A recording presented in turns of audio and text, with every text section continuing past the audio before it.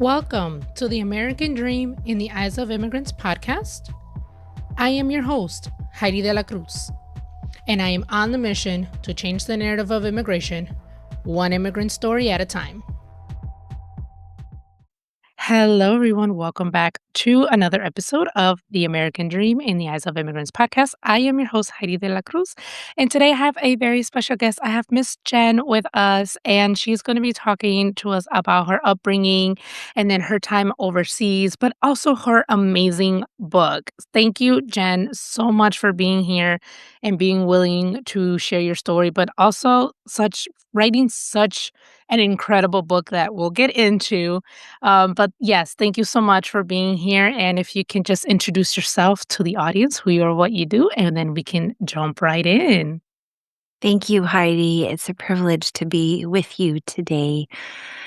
My name is Jenn, and I am. What do I do? What am I? Yeah, a lot. Been married 31 years. Beautiful. I am a mom of 4 kids, 2 married sons, and we have a grandbaby who has me just smiling from ear to ear when I get photos of her. They live in California, so a little bit a ways away from us. But I love people. I love hearing stories, coming alongside people, and being alongside for the journey. And as a companion, spiritual director, coach. I love bearing witness to God's goodness and healing in people's lives. Yes, and you do talk about that in the book as well, and just, like, the people also that God put in your guys' lives to, like, come alongside with you guys through these, a few rough patches, but so tell us about your upbringing a little bit. Mhm. Yeah, well, I am an oldest of 3 girls. My parents Ooh. immigrated from Hong Kong in the early 60s for university, right when the U.S. was offering, I think, open for, people to come and study in the U.S. Okay. And I looking back to when my mom came in 62, for Chinese immigrants coming in as students, like, as a Chinese person, you could not even buy a house at that time. In the The US? Yeah, in the US, the Okay. Chinese Exclusion Act was still in motion Oh. and prohibited people of Chinese descent from purchasing in a lot of places. So I just think about, at the time, my mom coming in, she boarded a steamer boat, 2 weeks coming through Japan and Hawaii and San Francisco and Seattle and starting Yeah. a life here. And so I was born into that story. My father came just a few years later, and they met here in the States. And I think for any immigrant family, it's really difficult to just start with ourselves, right? Yes. Just connected to a family story. And even before that, my grandparents were from China and had left during war. So I think there's a lot of reasons for why families move. Immigration is a complex thing, and it doesn't just start often when you land, let's say, here in the US, which is often where the conversation starts, but it's a lot more complex than that. Yeah. So born in the early 70s, in a time where people said, we're assimilating and we're just this big melting pot. And to which is confusing to a little kid to be like, if we're all melting, then shouldn't we be all more the same? And, or maybe more, I just feel like I have to be like everybody else. And, growing up, you don't have words for it. But Yeah. I feel like my parents did their best trying to explain to us the culture that they loved and grew up in, that the values they wanted us to embody and also live out. But it's also really confusing when you're just a kid and you're just trying to fit in and there's no one else that looks like you. So unlike maybe now in many of the metropolitan cities, it's schools look a little bit more different, like classrooms look a little different. But for myself in the early '70s, it certainly looked like one little Chinese girl Aw. in a classroom of, white classmates, which was where I was formed and Yeah. have very precious friends that emerged from that season. But Yeah. certainly as a, immigrant family, there's a lot, Mhm. in those years that we now have language for, but back then it just Mhm. felt uncomfortable. Yeah. And your dad is also from Hong Kong? Yes, he's also from Hong Kong. Wow. Yeah. Okay. And so growing up, they learned English back home or here? They studied it, so a lot of, Okay. I mean, Hong Kong teaches English as a Yes. Yes. so they come with, like, high English literacy, and an ability to communicate in both languages, Yeah. Yes. very well. But, yeah, enough to be able to study at a Yeah. university and to do well. So, I grew up l being able to understand Cantonese. Okay. I think my, speaking ability was limited simply Mhm. because, when you don't other than with your parents and your parents speak Yes. English, then why are you Yeah, speaking yeah. why am I My working daughter so my hard? daughter does that to me. She's like, "I don't need to speak Spanish, you know English." And I'm like, "Child." Exactly. Yes. But keep speaking it to her, I say. Yeah, okay, okay. Yeah, that's what a lot Don't of give people up. tell me, but I know I asked that language question because I have noticed, again, as you know, I on this podcast, I interview people Mhm. from all over the world, and a lot of countries do teach English, Yeah. and they Mhm. emphasize on learning multiple languages, Yes. and Yes.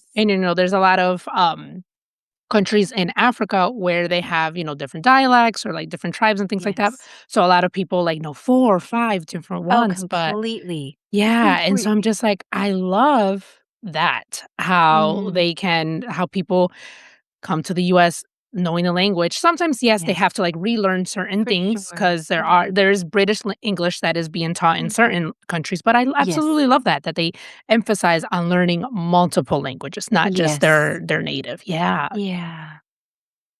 love that. Okay, so they came for the university to study, and they eventually where their plan was to go back, or they just decided to stay, or, like, did they stay because they stayed together? Or they met each Mm. other? I'm sorry, I'm just trying to Yes. get the picture of, Yeah. like, because again, also, I have a lot of, guests who also, like, come with the intentions to, like, study and then go back, but then Mhm. things happen when they're here. They either meet their Yeah. spouse or they get a job after, studying university, and then they end up, changing their status and staying in the United States, so I'm just trying to Yeah. get that picture, Yeah. yeah. I think when we look at immigration in the early '60s and that push for maybe a more college-educated population to populate Yeah. maybe, um, the workplace, which is what the US was, I believe, trying to do. I think there was an openness to staying, but I think family is Mhm. also, you know, back understanding what Hong Kong was like in the early '60s. Yeah. It was connected to China, and the Cultural Revolution was going on, and it was really Mm. in turmoil, even though Hong Kong was governed by, the British at the time, Mhm. Okay. returned back to China in '97, um, but still so close. So, it was my grandparents that did not my father's parents that saw what was happening in Hong Kong, and, I mean, Mhm. there were I mean, really horrible things that were happening, and they just didn't want their oldest son to grow up in that. So that really is what propelled my grandfather to say, "You need to leave and go somewhere Wow. else to study." So it was so much of a sacrifice, especially like oldest son, so many dreams are pinned Oh, on oldest yes. son. And then my mom's side, um, yeah, my mom she was 18 and going to university here, and her father passed away. She's one of 7. Mm, And that's hard. her older sister who she lived with kept that from her until she finished her exams. So that I mean, this is what love looks like. Love looks like so many different things, doesn't it? Yeah. We watch a movie, I don't know if you've seen the movie The Farewell, Mhm. where it like, you know, no one's trying to tell grandma that she's sick, and Mm. the family fakes a wedding to pretend like we're gathering, but they're really saying goodbye. And I think when you're not from so aware that of the beauty in cultures, different cultures other than our own, it's so Mhm. easy to judge it. Mhm. Yes. Yes. So Yes. it feels crazy. Why would you pretend you're having a Mhm. wedding in order just to say goodbye? But they don't want grandma to know she's sick. So, in the same way, like my mom not knowing that her father had passed away, her sister sacrificing her own grief um, for, several weeks, not letting anybody know until because they got a telegram, that. Mm. So, family that is so close and yet so willing to sacrifice for each other for a future is such Yeah. an amazing thing. I think the older I get, the more it just feels like, oh, that must have been so hard Yeah. to do. So I think, I don't know that, you can have dreams, but you never know what's going to happen. And Yeah. eventually her siblings came to the US all to study at different times, and they all ended up between US and Canada. And and my parents did meet here in the States. Mm. Okay. Oh my goodness. Thank you for sharing that. And yeah, thank you so much for sharing that. Just again, trying to get that picture of your family. And what about you and your husband? Where did you guys meet? Well, it's so interesting. My parents met here in the US, Hmm. and my husband and I met in China. Oh, okay. We So, were okay. Yeah, we were both, teaching. My husband had finished grad school in LA and had gone overseas to teach. Just felt like, desire to learn the culture that, his parents, grandparents really had come from, and, uh, and then just wanted to give back. So Wow. he loved he yeah, he really loved China, and he's an engineer by trade, but, Mm. went to teach English for 2 years, and I met him during his 2nd year. So I Mm. did the same thing, finished, my undergrad between grad school and went to China for a year to teach English, and it changed my outlook because I think at that time I was really uncomfortable with just my own, story, and, Mhm. you grow up here, and I imagine your daughter, hopefully, she'll have more words for it and a stronger community, but I think growing up in the '70s and '80s, like, you're just trying to figure out, like, who are my people Mhm. and what's safe, so going to China in the early '90s was a really good experience, and that's where John and I met, and we Oh. both had a heart to live overseas, and, um yeah, so we started dating writing letters that. Oh, how beautiful. Oh my god. Do you guys still have those letters? We do, and it's so awkward, John loves pulling them out and reading them, and I'm like, Oh my "Oh, do I god. wanna meet my 21-year-old self?" But, Mm. yes, it was a sweet time, and I Yeah. think the writing letters allowed us to, reflect and be Mhm. thoughtful as we entered into relationship, and then we came back to the States, and I finished grad school, and then several years later, we moved back overseas. Oh, so you did 2 oh my gosh. Okay, Mhm. so many questions. Do How ask. I want to know college. How was that Yes. experience for you, and what did you study? So I went to a university here in our city, and I studied, I think in my mind, I was like, oh, and it was of no pressure of anybody else, but it was just like, I think I want to be a doctor, I Mm, want to be a pediatrician. I want to okay. work with kids, and had a dream of like being in the just the urban setting. And I think it was my dad that saw me struggling with Oh. all the sciences, and he was like, "Honey, you love kids." And that hasn't changed, but have you thought about teaching? Which I knew from the beginning that I was supposed to be a teacher, but I Mhm. think I felt too easy or felt, I don't know, my own pride. So I ended up studying bilingual multicultural education and teaching English as a Wow. second language for Oh, how elementary. beautiful. So God was preparing me. I think so. A ton of linguistics classes, Mhm.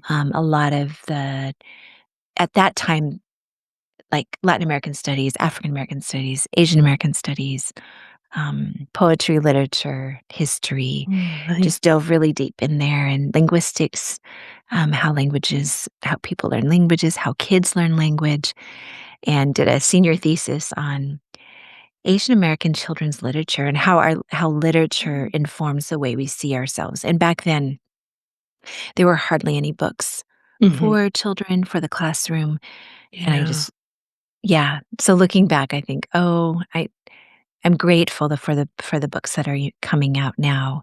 Yeah. But back then, it was like, oh, yeah, what we had really was a very, very limited amount. And what kids get to see and read impacts how we feel about ourselves, right?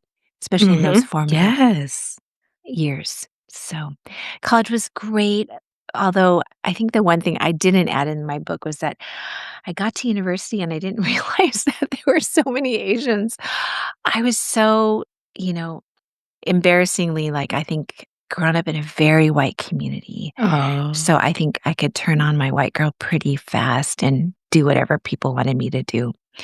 But getting to the university, I was like, "Oh my goodness, here's a whole subset of culture that I have no idea what the rules are."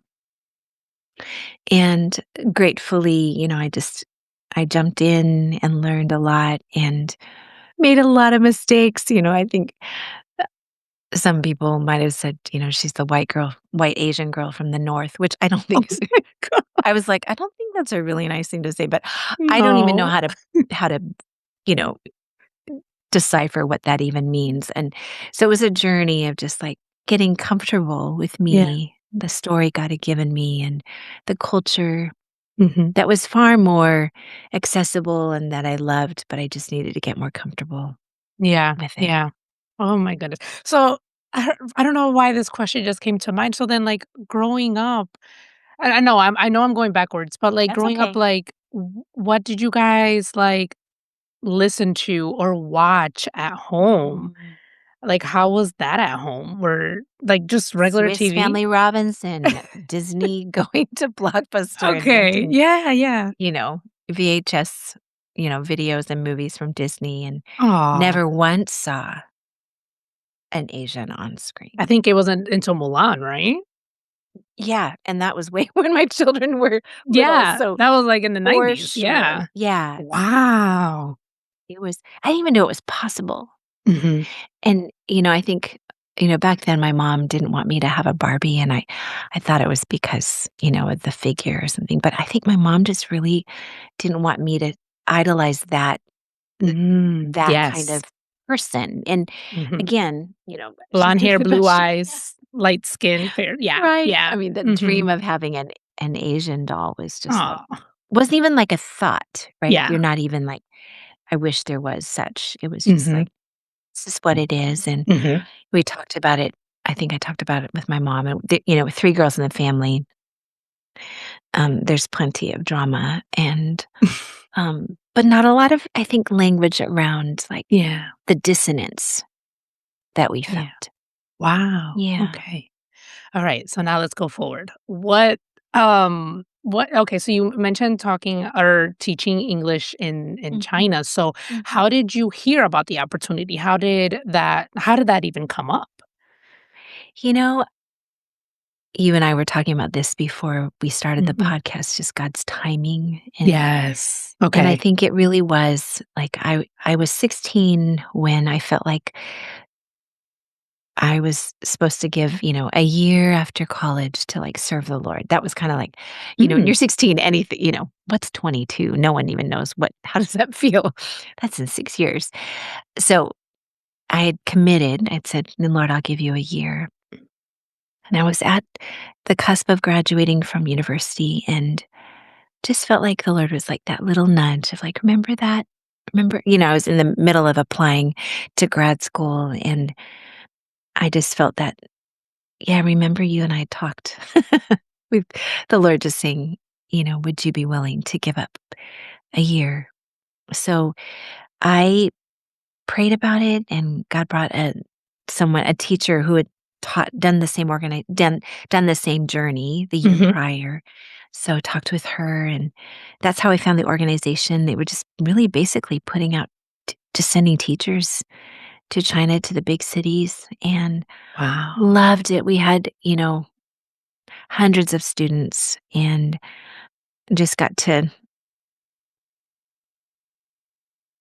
yeah, love them and open up our apartment to them. And I think it was for the, you know, I think for the first time in my life, I was like, oh, this feels really meaningful, Mm.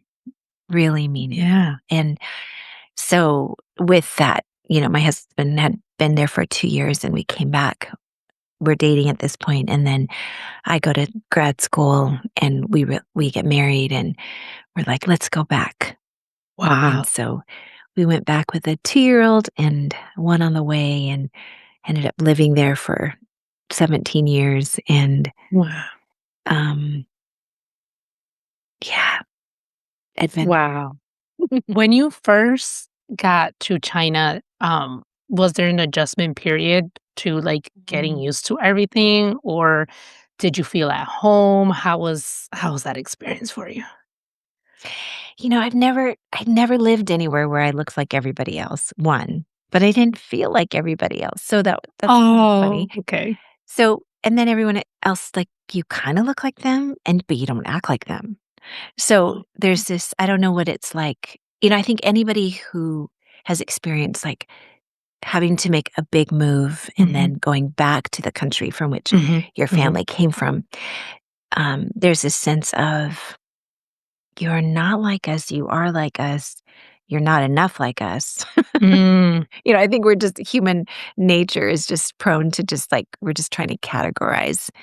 But with that, sometimes it's painful because I think for American born Chinese, there's often, depending upon where you go to, there's this idea that you're not Chinese enough or you're too something. So that must be like a second generation thing because yes, so many I literally was on a podcast talking about that. And my grandma saw the episode because it was actually in Spanish and she was Uh-huh. like I guess she didn't like my answer, but it's like grandma, that's how I felt. And it's not just me, it's literally a second Yes. generation I thing think it is a where second gen. Yeah. yeah, because we don't feel American enough, but Yeah. then we don't feel fully, where our parents are from. So, for example, me, Right. Dominican, and then when I go to the Dominican Republic, they tell me you're American. They don't tell me I'm Dominican.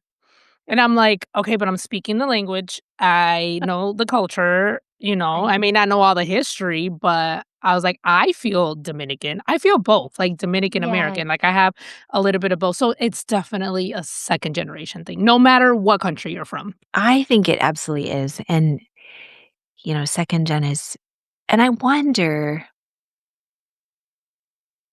as the world, as people are traveling more, well, Mhm. hopefully, as there's more just um, maybe eyes open, maybe there's less, maybe it's just like, oh, maybe more compassion. But I Mhm. think back in the early 90s when we were moving overseas, I think there was people hadn't been out of the Mhm. country. So they didn't know necessarily what they were experiencing with us.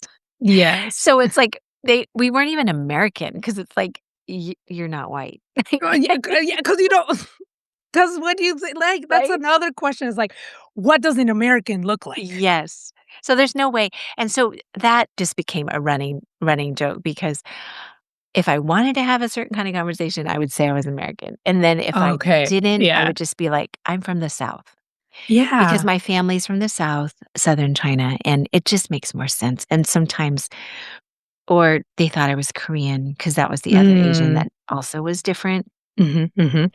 And sometimes they would say, "You're lying. Oh, You are Korean." And oh I'm my like, goodness. "Right. I am. I am." Just not to do the whole back and forth. Yeah. We'll just call it a day. So, Yeah. I think for anyone going back to the country from which your family comes from, and if, let's say, your language skills are not up to par, like or, seemingly mine definitely wasn't up to par. Mhm. Um, I think you have and I write about this, like, it really if you are willing to take the road of humility. Mhm. You're willing Yes. to embrace that, and like as scripture says, be clothed with humility and be clothed with love. Then I think that long game is a beautiful one. Like, Yeah. I think to your question, like, was there an adjustment? 1,000%. Did Yeah. I cry a lot? Yes. Oh. But did the Lord meet me? Yeah. Did he show Mm. me Mhm. was I embraced by the people? For sure. And Yeah. was I loved where we loved and shown hospitality? Unmatched, unparalleled hospitality. Oh. And but it took going the road with God and walking it and Yeah. letting him, yeah, show me what it looks like to serve and to be served. And even for Mm. my kids, knowing that they are third gen because they were born in the Mhm. States. Well, Well, I was gonna most say, of them. but I wanted Yeah. to I wanted to ask Yeah. about that 'cause so 3 of them were born overseas, Yes. right? Yeah. Yeah. Wow. So So no, actually, one was born overseas and three were born in the States. So we oh. actually just came back Oh, okay, to have okay. to have them. So it was, Uh, so again, confusing in a country that, only allows for one child at the time. Mhm. And so Oh, that's true. yeah, so it was like, are they twins? And sometimes it was easier just to be like, just to Yes. nod. Yeah. Yeah. Oh my But, goodness. and again, well-meaning neighbors and friends were like, "You guys, you do not even know how children are made," and they're mostly concerned Oh that my we're having so goodness. many and surprised that our country doesn't care, our passport country. So all of Yeah. it, just highlighted, like, and so I think when we just focus on those differences Mhm. and we we miss connection.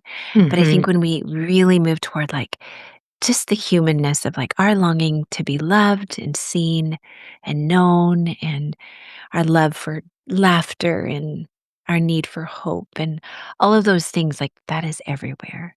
And so I think Wow. I learned to just connect with people at a heart level because we're just Yes. weird. You're right. We have hearts like that, We which you don't do we not. don't fit the mold that you guys No. are trying to put us in, but this is where Yes. God wants us. That's right. Mhm. And yeah, that's where I grew and that's where our family was raised, and Aw. um yeah, it's where we learned to love. Yeah. Let me know if any of your children would be interested in sharing their story of that would be an interesting also perspective. Like, Yeah. oh, I would Yeah, love that. Yeah. for sure. Um, As I'm speaking, our youngest is a senior in college and he's actually in Peru. He is wow. for a week and he's filming a documentary, and Oh, he beautiful. called us and he was just like, "Mom, this is amazing. I love," he's speaking Spanish Oh. and I think, "Oh, this," the story of what they call TCKs, third culture kids that just grow up Mm. in multiple cultures. And Yes. um, yeah, I think that's the beauty of Mhm.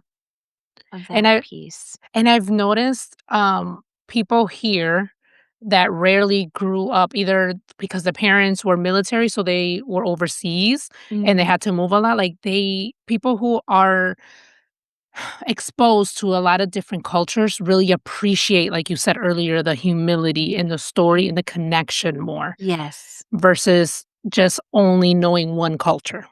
Yeah. Yeah, I love that. So I love, how your kids were exposed to so many and now your son is in Peru and oh, that's amazing. That is so cool. I feel like I haven't asked any other questions that I sent you. So thank you so It's much for okay. I love letting this. me I love yes, it. just be curious with your story because it's amazing and so much history. I am wanting to know your faith story. How did you come to know the Lord?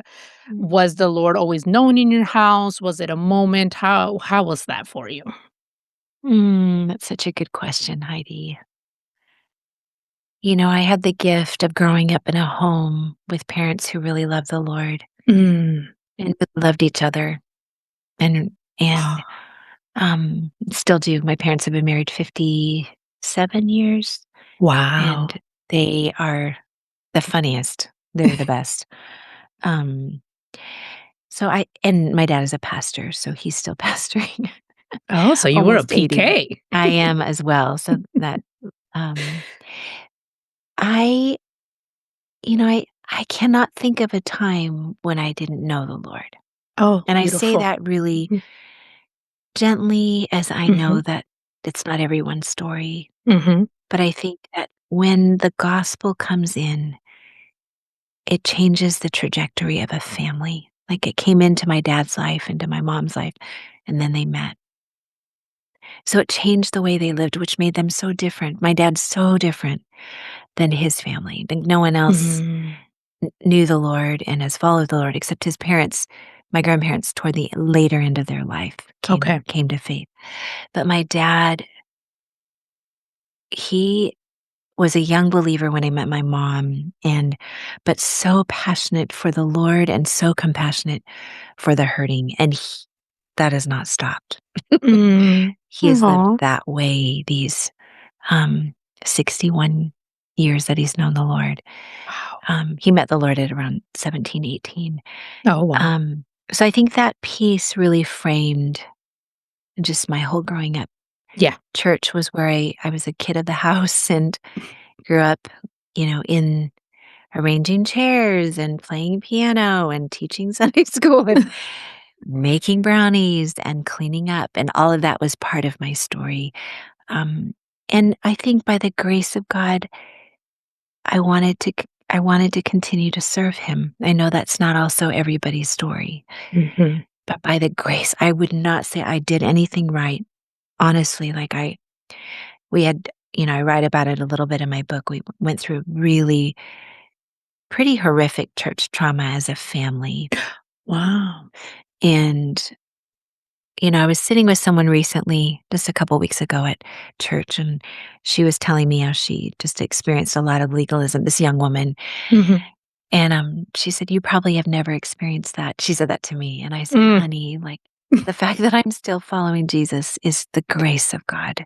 Mm. The fact that I still want to know him. And Mhm. even though we experience pain through Yeah. people that claim to Yeah. be believers or Yes. the church, Mm. that God is, yeah, that He is loving and He Mhm. is kind and He is Yeah. merciful. And so I think my faith journey, I think from early on, I had a real heart for the Lord. And I think compassion and mercy probably is our family's, my biological family, our strongest Mm. probably gift as a family.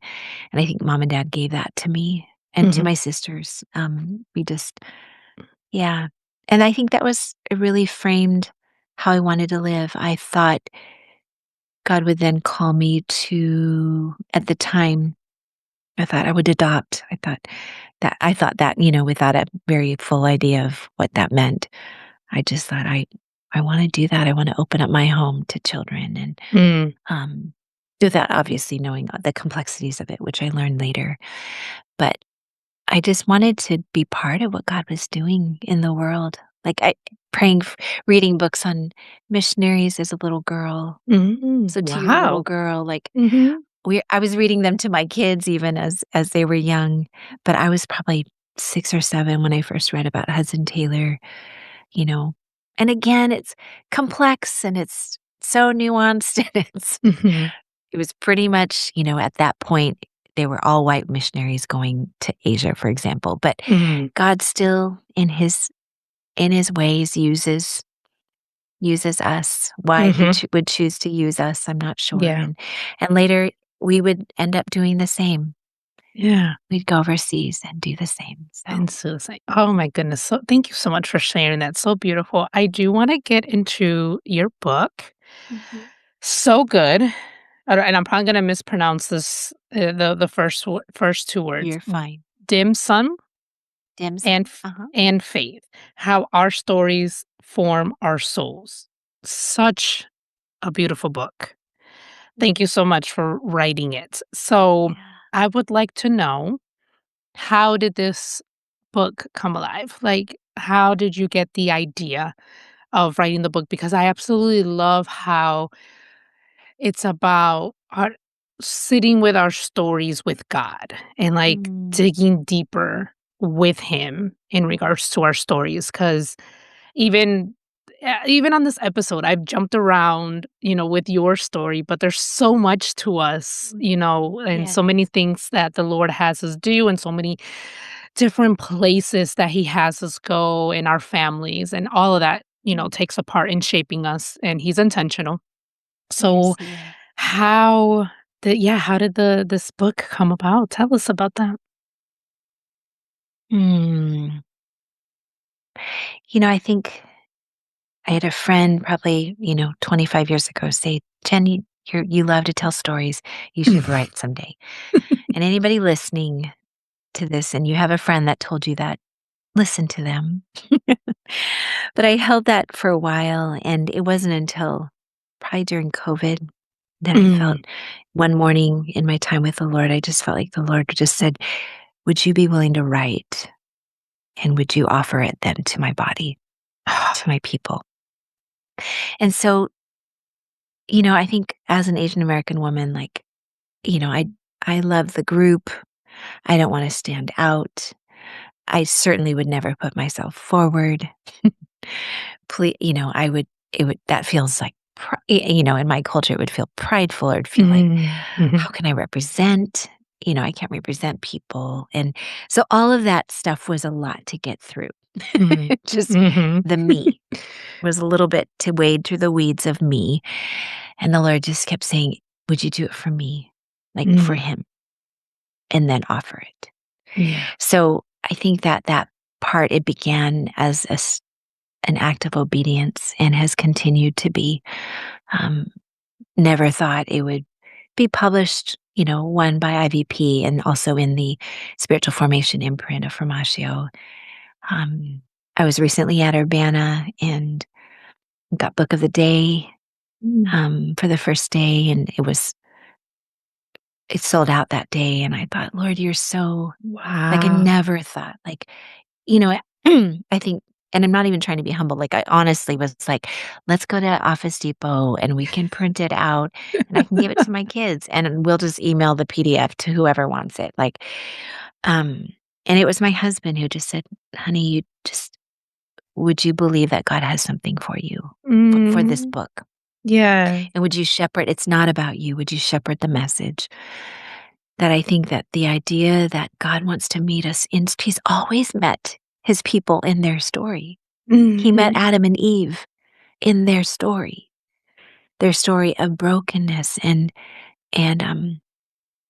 and their broken relationship with God. God met them right there. yeah, And he met Moses in the wilderness, you mhm, know, Exodus 3 in the burning bush. He met him.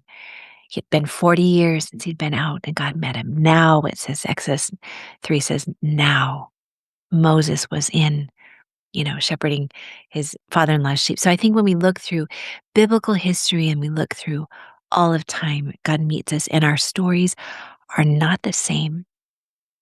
We've always been a people on the move. mhm, We don't all experience life the same way. mhm.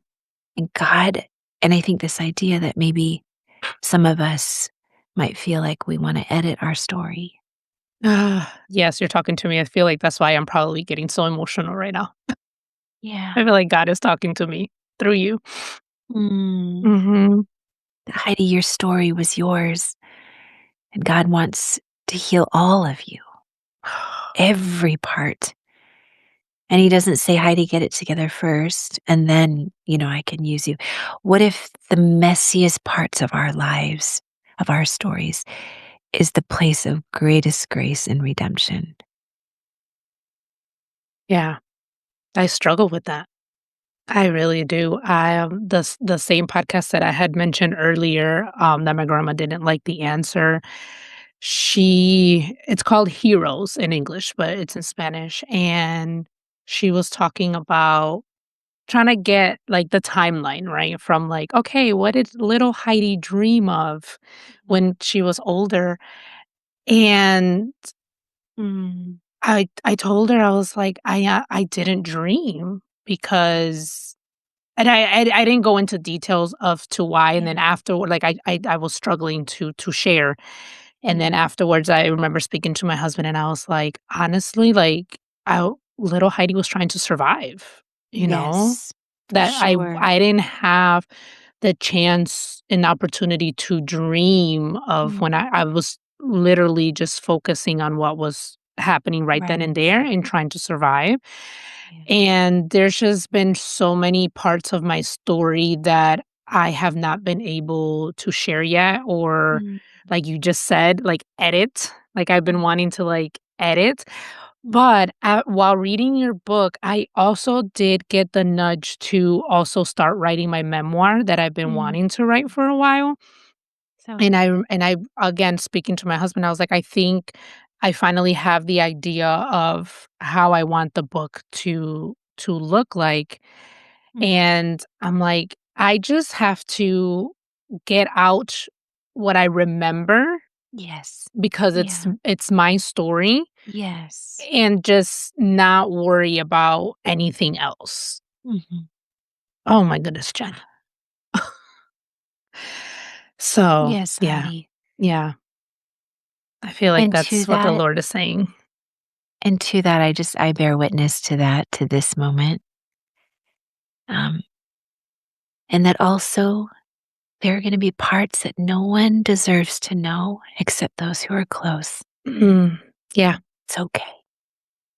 Yeah. You don't have to remember it all. You don't have to write it all. There is so much in your life that you can probably draw from that you would feel safe enough to write.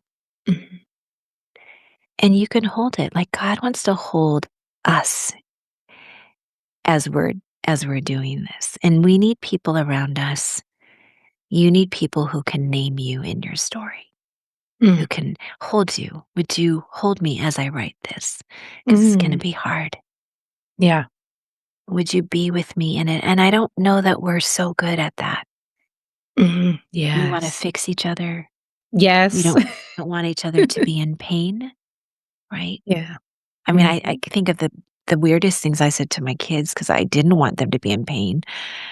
And they're like, I'm sure I said this at one point. Someone said, I'm sad. And I'm like, oh, don't be sad, honey. There's so much to be grateful for.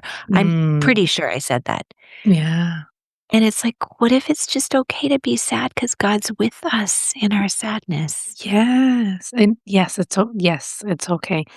I feel like last year was the year that I learned sorrow, like sadness and joy, like sorrow and joy can coexist at the exact same time. 'Cause I was Yes. like, "Oh my gosh, there's so much going on. So many people are suffering, but there's so many good things that the Lord is doing in my life." And Yeah. I'm like, "Lord." It also kinda, like, made me just, like, have that guilt of, like, "Should I even be happy right now?" But then Mm, it's like, we can hold our bodies can hold both, and that's okay. Like, it was like the whole yes. year, the whole 2025 was like that Mhm. for me. So, yeah, Mm. Yes. so good. Oh my goodness. What is one thing, if there is possibly one thing, because the book is really good, that you want the reader to come out with? Or what is one hope that you want the reader to get through or Mm. get from your book?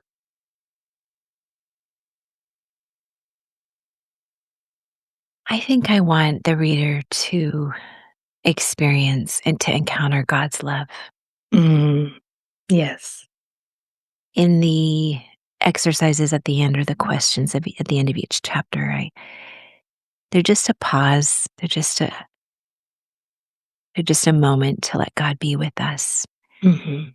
There's a Mhm. section in my book called Undoing, and I talk a lot about just the wall where we might encounter, where God may feel distant, or we might call it the wilderness, or we might call it darkness. But whatever it is, it's not where we're mostly comfortable. Mhm. It's where pain and grief reside, and where the losses perhaps that have mounted in our lives and we haven't had a chance to grieve them. Wow. But we don't Yes. have a lot of room, I think, in our church spaces, in our in the even enough language to be able to just hold that with one another, or even just to trust God with that. Mm. So I think we want to hurry each other along out of that. But when we realize that the children of Israel were in the wilderness for quite some time, that Jesus was led out to the wilderness, that even Elijah, after a very big moment of victory, went out to the wilderness. Like, if we just look at the theme of wilderness throughout Scripture, God met each person out there. And so could he also meet us Mm. in those spaces that feel like wilderness? Yeah. And I wonder if those places are often the places of greatest transformation. They can be. Yes. Yes. They possibly could be. And so I think as I was writing, I really wanted people to not walk away with a prescription for faith or the journey, but Mm. just an idea that God is with us in the twists and turns, and he will see us all the way into his presence. That's his Amen. promise. Amen. Yes. Oh my goodness. Yes. Jen, this has been incredible, to say the least. Thank you Mm. for letting me jump around and ask all my curious questions and just sharing this moment with me. Again, I do feel like God spoke to me through you. I Mm. was definitely getting emotional earlier and loved the book. So everyone, please, I will include the link to the book in the show notes and show description so the readers can definitely go and get it and meet with God right where they are and be curious about their own stories and realize that yeah, God is with us through it Yeah. all, through the Yes. good and the bad and the wilderness and the highs and the lows. He is with us and like I Mm. said earlier, I really do feel God is intentional Mm. and I think yeah, at the end of the book you do say God uses every part of our story. It's Yeah. not wasted. Yeah. That spoke to me also. I was like, Mm. "Oh, yes. Yes, that was a good reminder." So Mm. thank you, for Thanks, Heidi. this. You are precious. Oh, Your curiosity is a gift, thank and you. bless you as you continue to offer this space. Yes, it's been Can't wait to this read your book. oh, thank you. I was gonna say, when you write another one, let me know so I can have you I on, and was I gonna wanna say, read it as well. I would love to have you same. back on. I do have one last question that I end the conversation with that I ask every single one of my guests. What does the American dream mean to you? Hmm. I think it means opportunity to grow, to Mm, explore, to become. love that. I love that. Oh, that's so beautiful.